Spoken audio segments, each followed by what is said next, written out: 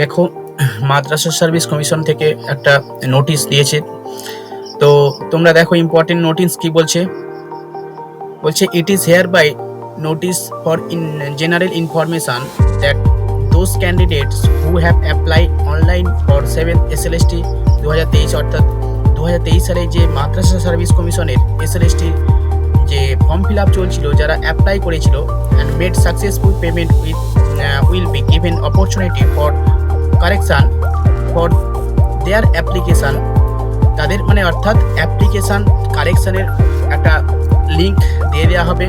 কটা থেকে?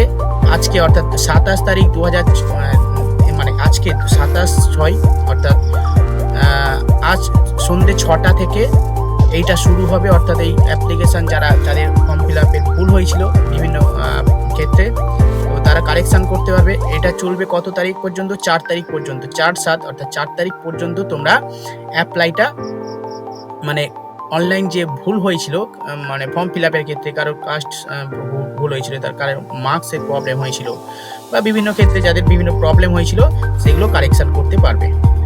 কিভাবে করতে পারবে?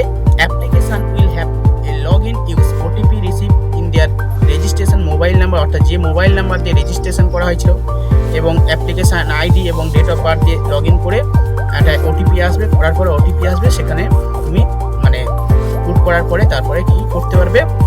কারেকশান করতে পারবে। ঠিক আছে, এবারে কারেকশান তো করতে পারবে, এবারে হচ্ছে কি কি কারেকশান করতে পারবে আর কোনগুলো করতে পারবে না সেগুলো বলে দেওয়া হয়েছে। বলছে দেখো, the candidate will not be allow to modify their the following field, অর্থাৎ এই ফিল্ডগুলো তারা মডিফাই করতে পারবে না, পরিবর্তন করতে পারবে না। সেটা কি কি? পোস্ট অ্যাপ্লাই করো, অর্থাৎ যে পোস্টে অ্যাপ্লাই করা হয়েছে, কেউ 11-12 করেছে, কেউ 9-10 করেছে। 9-10 করে থাকলে 11-12, যদি মনে হয় যে 11-12 আমি ফর্ম ফিল আপ করবো, তাহলে কিন্তু কারেকশান করতে পারবে না। এটা কিন্তু ফিক্সড আছে। নেক্সট কি? নেম, অর্থাৎ নামও চেঞ্জ করা যাবে না। আর কি করা যাবে না? ইমেল আইডি চেঞ্জ করা যাবে না। আর কি করা যাবে না? মোবাইল নাম্বার চেঞ্জ করা যাবে না। আর কি? ফিজিক্যালি হ্যান্ডিক্যাপ স্ট্যাটাস, অর্থাৎ যে ফিজিক্যালি হ্যান্ডিক্যাপ স্ট্যাটাস আছে সেটাও চেঞ্জ করা যাবে না। অ্যান্ড আধার নাম্বারও চেঞ্জ করা যাবে না।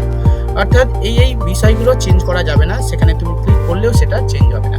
ওকে, যাদের এই সমস্ত বিষয়গুলো ভুল আছে, পোস্ট অ্যাপ্লাইড ফর, তারপরে নেম, ইমেল আইডি এবং mobile number, physical handicap status এবং আধার নাম্বার যেগুলো ভুল আছে, এগুলো কিন্তু চেঞ্জ করা যাবে না। বাকিগুলো চেঞ্জ করা যাবে। মার্কস, তারপরে ধরো যে বিভিন্ন বিষয়গুলো রয়েছে, ঠিক আছে, সেগুলো চেঞ্জ করা যাবে। বলছে no further scope for correction will be given to application hereby, অর্থাৎ এখানে পরবর্তীকালে আর কিন্তু কোনো আর সুযোগ দেওয়া হবে না কারেকশানের ক্ষেত্রে, অর্থাৎ এটাই লাস্ট সুযোগ। এটা বেড়েছে দেখো 26 তারিখ, অর্থাৎ আজকের এই নোটিফিকেশনটা দিয়েছে।